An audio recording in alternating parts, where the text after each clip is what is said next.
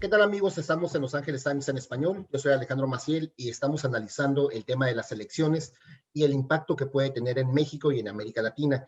En esta ocasión estoy con el doctor Jorge Santibáñez. De verdad que es un honor para mí estar conversando contigo. Él es un especialista en las relaciones México-Estados Unidos y bueno, qué mejor que él para poder empezar a hablar de esto. ¿Qué tal? ¿Cómo estás, Jorge? ¿Qué tal? Mucho gusto, Alejandro, y muchas gracias.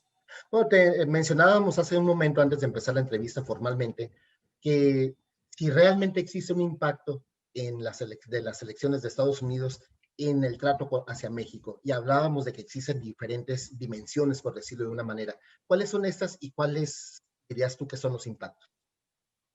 Mira, yo creo que en la relación con México hay tres grandes temas, por lo menos. Hay muchísimos más temas, pero yo creo que son tres los que dominan la relación. El tema económico y más particularmente el tema comercial. México le vende a Estados Unidos el 80% de sus exportaciones.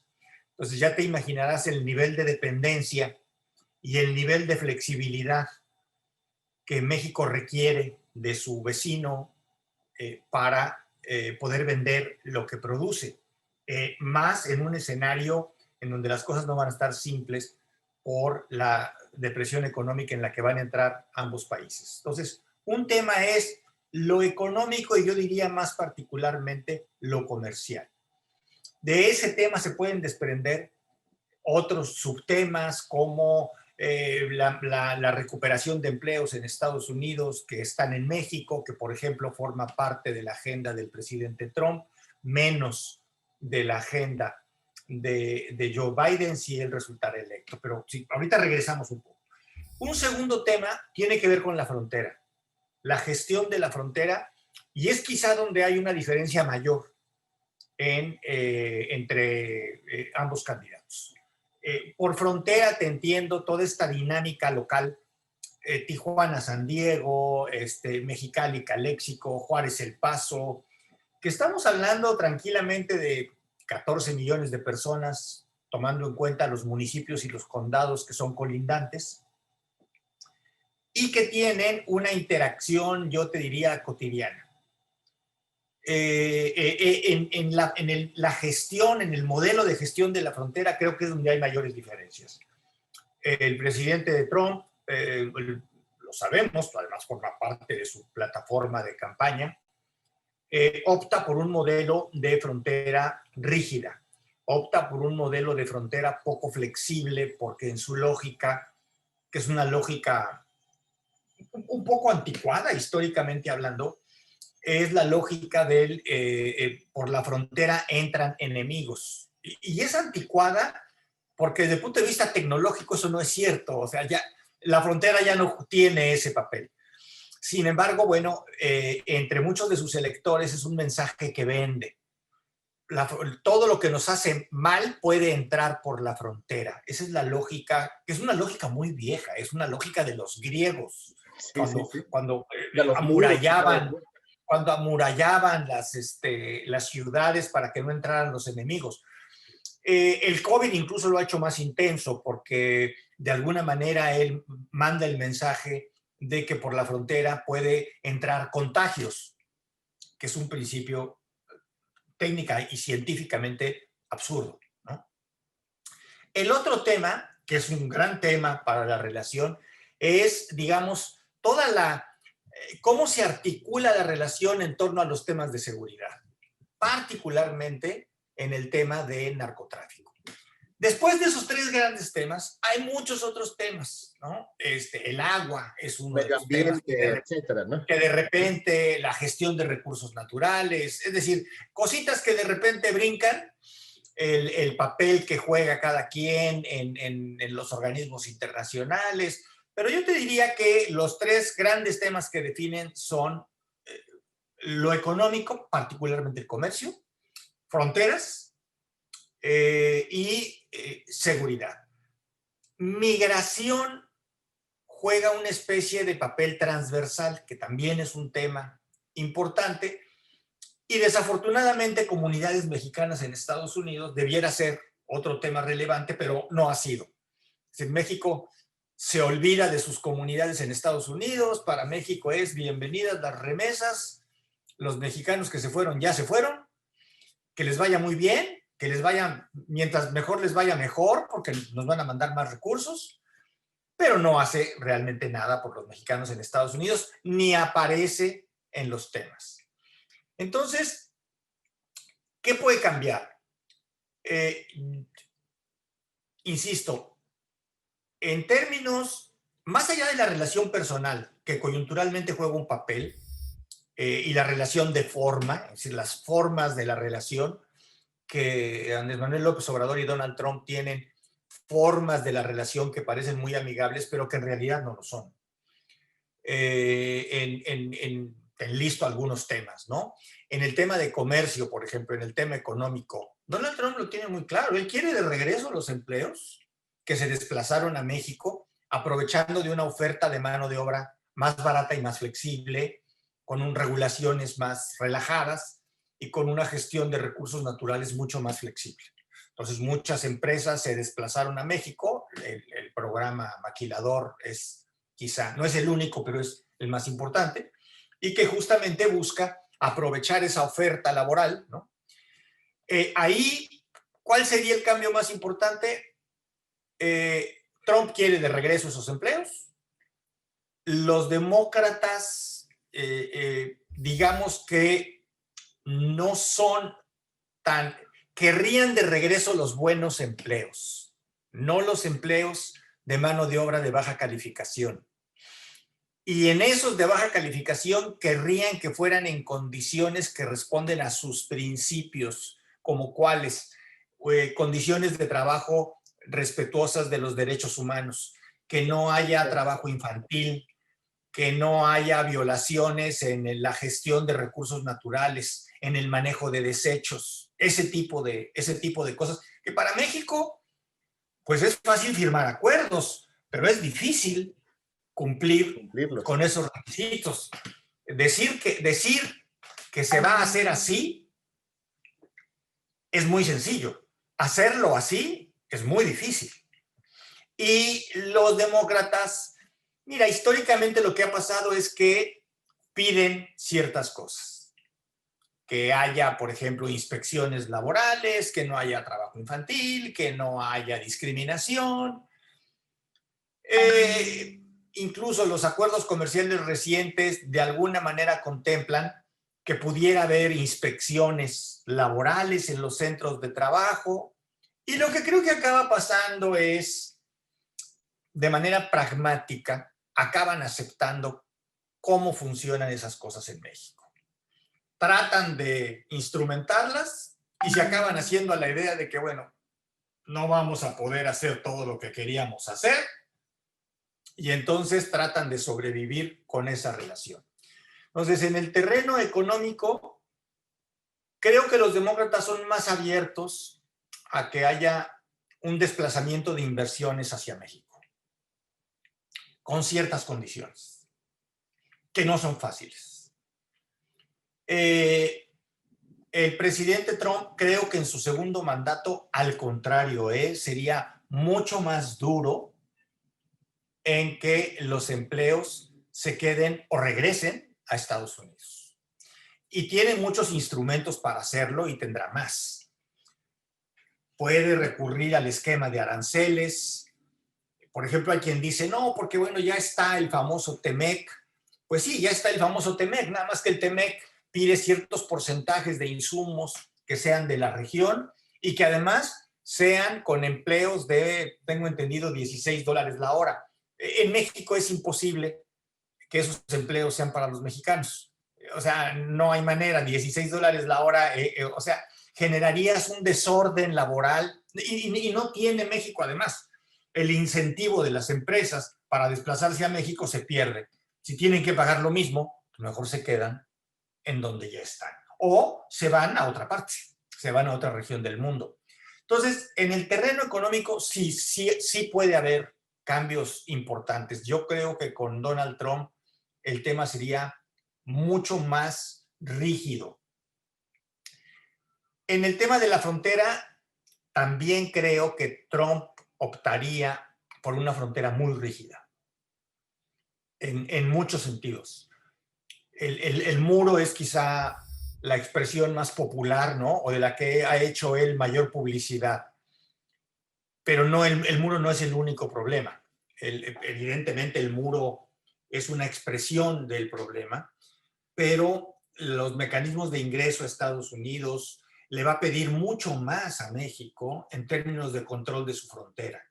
Le va a pedir mucho más que no deje pasar a la migración centroamericana, mucho más. O sea, Trump va a tratar de extender la frontera y su mano sobre la frontera hasta la frontera sur de México, la frontera México con lo ha aceptado, Guatemala. ¿no? De una u otra manera lo ha venido aceptando, Y ¿no? México, desafortunadamente, que ese es el otro factor que juega de manera un poco transversal, desafortunadamente México ha aceptado ese trato, ¿no? Te digo, son muchos temas que surgen.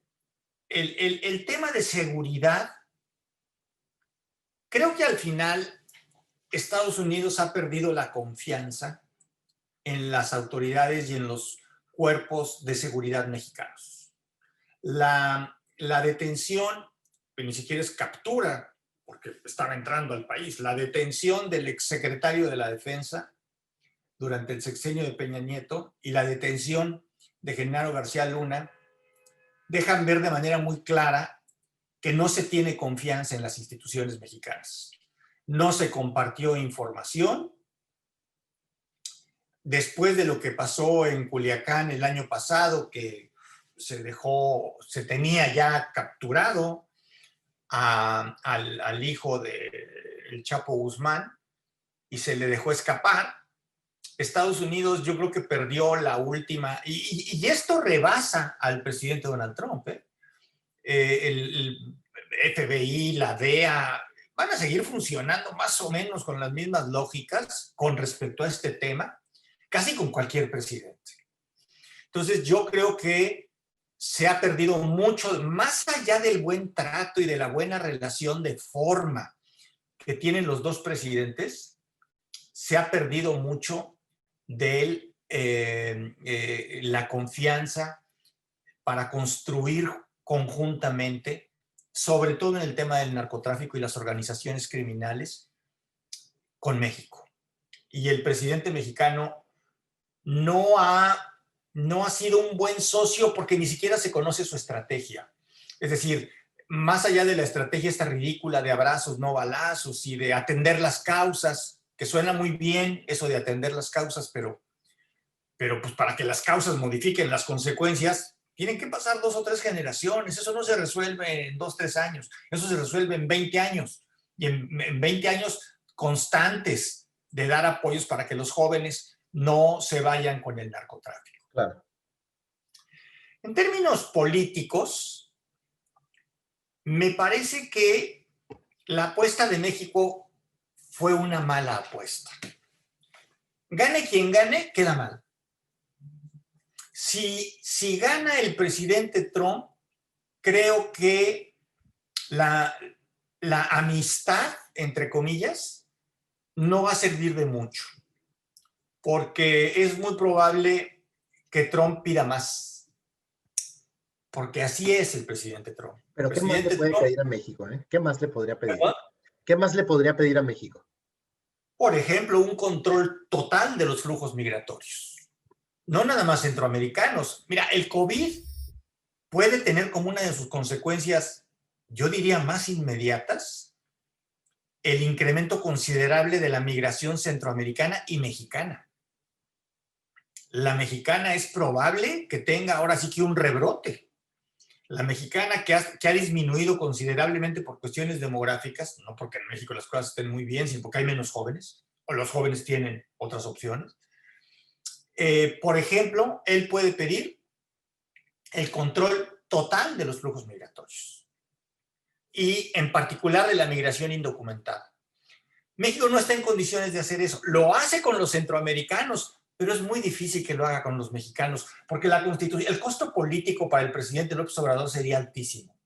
Es decir, la Guardia Nacional está deteniendo centroamericanos y los mexicanos, que somos tan anti-inmigrantes como los estadounidenses, nos hacemos de la vista gorda. Es decir, no nos duele que se detenga con la Guardia Nacional. Hablo como sociedad, por supuesto que no hablo en lo personal.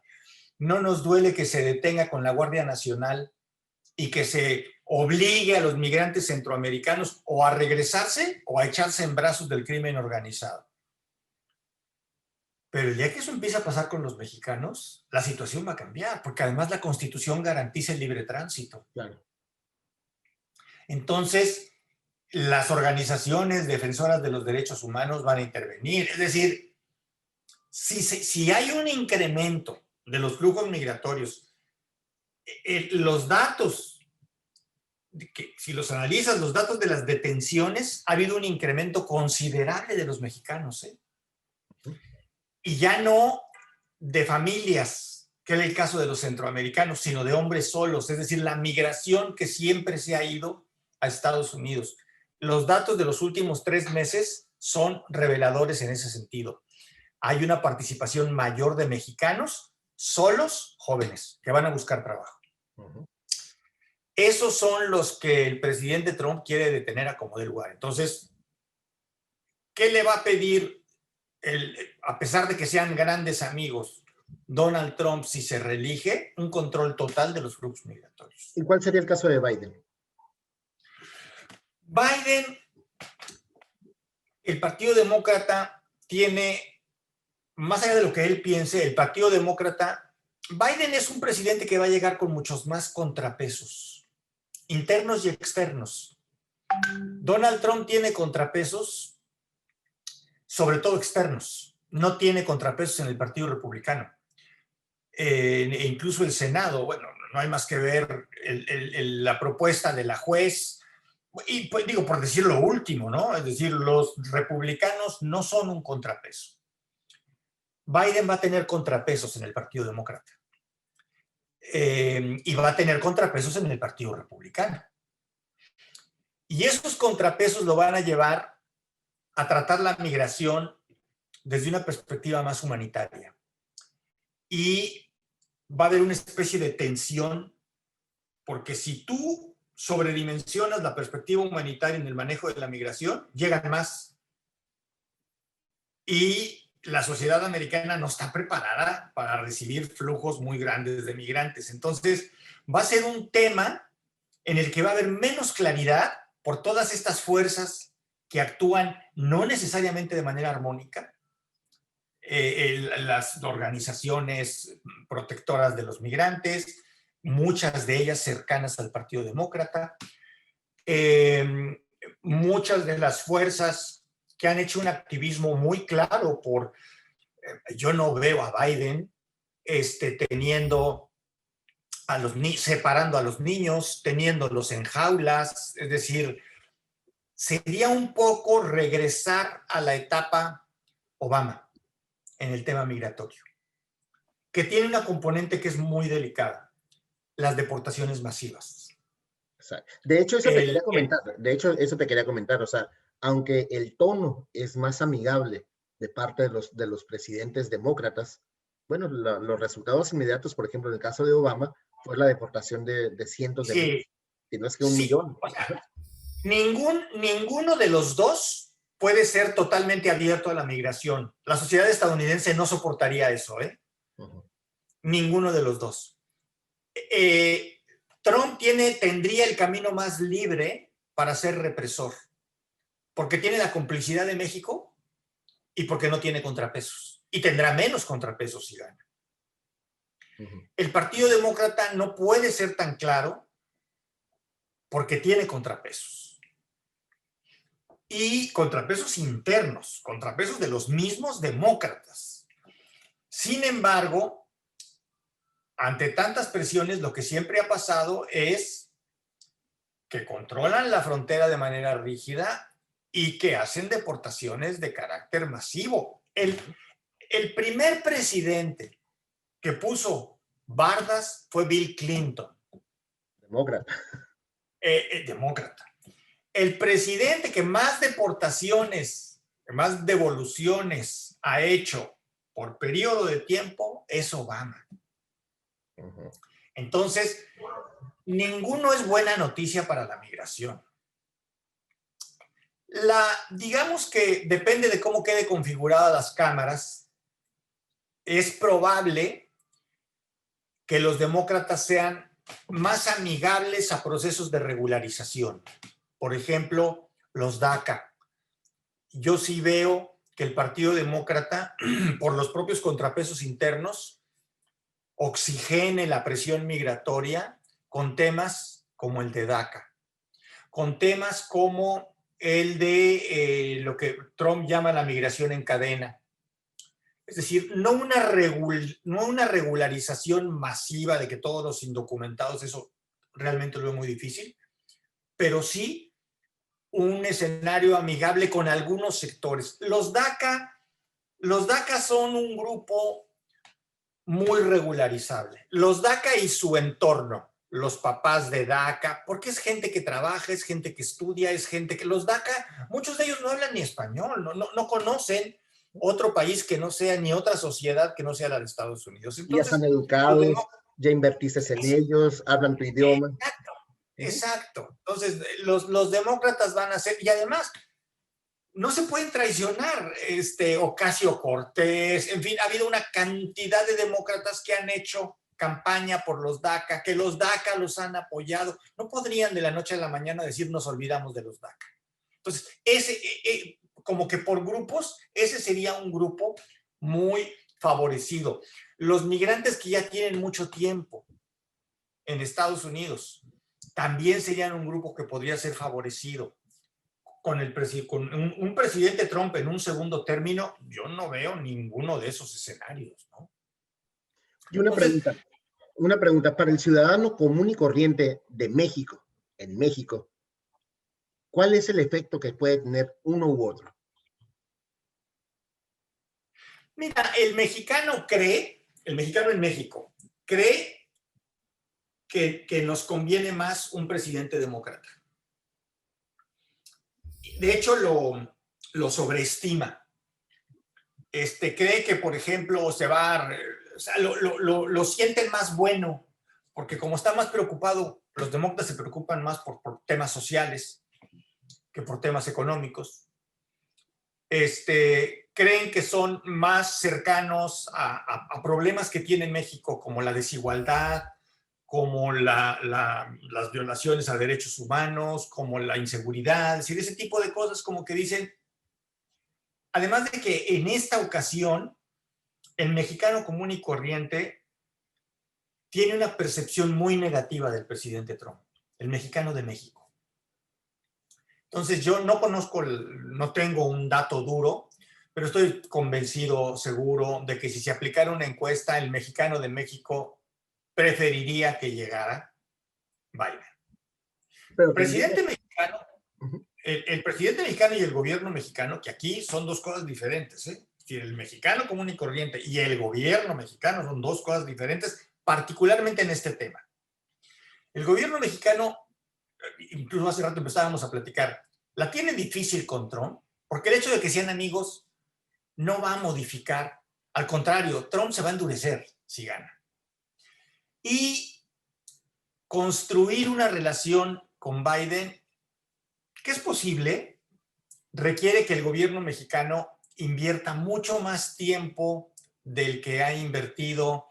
La relación entre los dos presidentes es una cosa, la relación cotidiana, ir a ver a un congresista, tocar la puerta en el Departamento de Comercio, ese tipo de trámites, de gestiones que hace la embajadora, va a ser recibida como el amigo del enemigo, sobre todo en una elección y en una campaña tan polarizada como la que se está viviendo actualmente en Estados Unidos. Entonces, no va a ser fácil que haya confianza, que haya buena comunicación. No es imposible porque al final de cuentas México es un país vecino y se requiere tener una comunicación con él, pero yo no elimino incluso que si gana Joe Biden hubiera cambios en las áreas de México que tienen que ver con la relación con Estados Unidos para renovar las caras. No elimino que, por ejemplo, cambiaran de embajador, que cambiaran de secretario de Relaciones Exteriores. Es decir, porque son personas, en particular el secretario de Relaciones Exteriores, son personas y su equipo que construyeron una relación tan personal con Donald Trump que va a ser muy difícil que sean bien vistos y bien recibidos por los demócratas, por funcionarios demócratas. Entonces, el gobierno, creo que si gana Donald Trump le va a pedir más a México. Y si gana Joe Biden, va a llegar escéptico a una relación con México. Me parece un excelente resumen el que estás haciendo ahí, ¿eh? Y te preguntaría, ¿ha quedado atrás ya esa posición de Estados Unidos de que México y América Latina es el patio trasero? ¿Hemos cambiado en algo? ¿Realmente somos diferentes? Mira, yo creo que cuando decías América Latina, yo creo que por lo menos hay que hablar de 3 regiones. Ya no es un bloque. México tiene un cajón, aparte del cajón Centroamérica, y Centroamérica tiene un cajón diferente del resto de América Latina.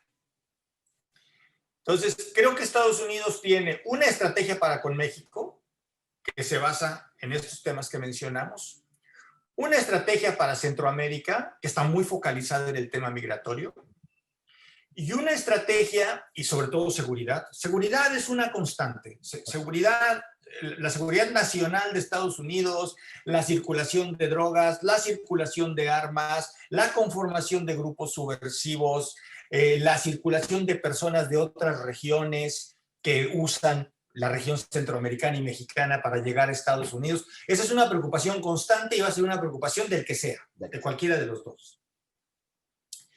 Con el resto de América Latina, la relación es esencialmente comercial. Ya ni siquiera hay una especie de ambición de dominación política para evitar que el bloque socialista tuviera una mejor relación con América del Sur, ¿no? Con los países de América del Sur. Eso ahorita creo que está bastante descartado.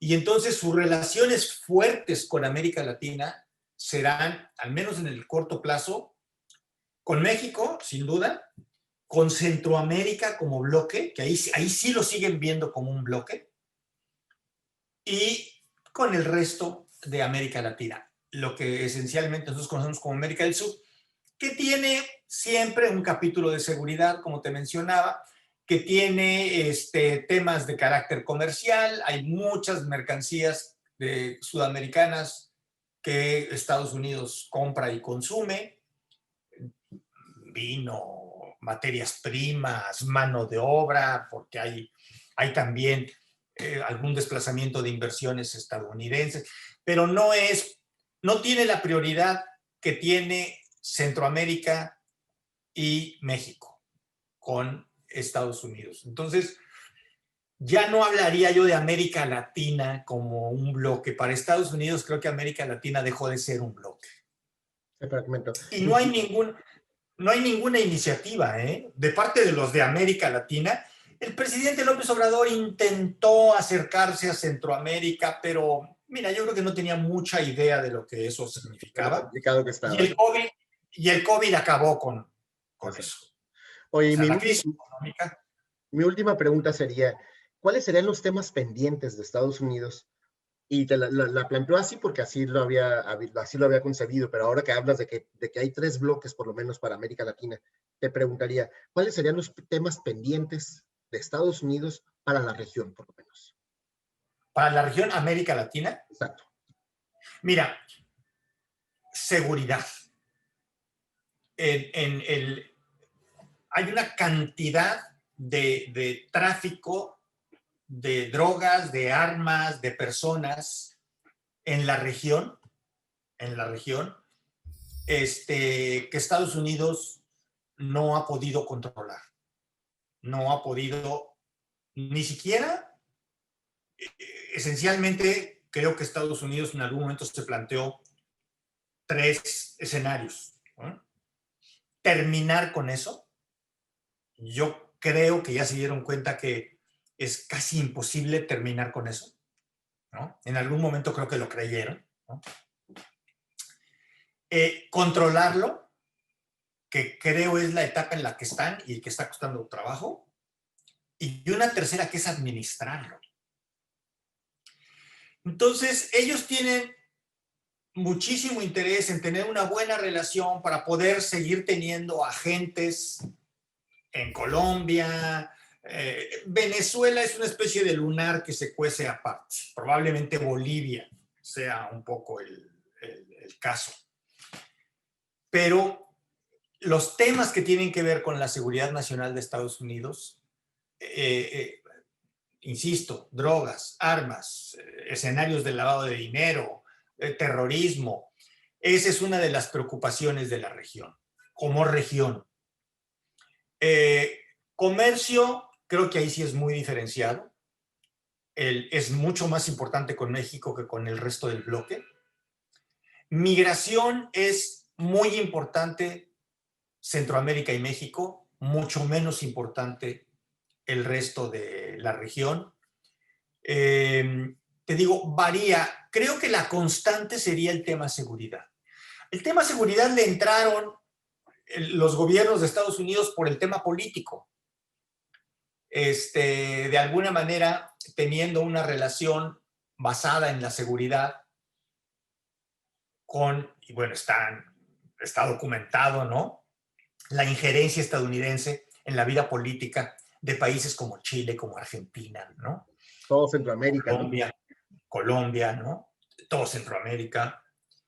Eso se ha perdido un poco y Estados Unidos no puede pensar que esos problemas los va a controlar hasta que se acerquen a Estados Unidos. Los tiene que controlar in situ. Uh-huh. Y en eso me parece que ambos, digamos, Donald Trump es más difícil distinguir cuál es la agenda para esa región que tiene Donald Trump, porque el presidente Trump tiene una agenda muy interna. No hay más que, incluso no viaja con frecuencia a otros países, y cuando viaja, y su agenda externa se refiere sobre todo a México o a enemigos, ¿no? Rusia, China, Norcorea. De verdad no recuerdo alguna expresión de los países de América del Sur, del Cono Sur. Es que prácticamente no ha existido la región para... Exacto, vaya, no es algo que esté dentro de sus preocupaciones, ¿eh? Uh-huh. Creo que el secretario de Estado, Pompeo, ha ido una o dos giras a la región. Uh-huh. Cuando mucho, ¿eh? Cuando mucho. Sí, sí, sí. En fin. Entonces su agenda internacional está más en otras partes del mundo.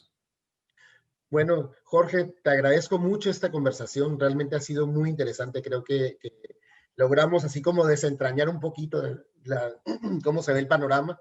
Te agradezco mucho tu tiempo. Al contrario, estamos a tus órdenes y muchísimas gracias por la invitación.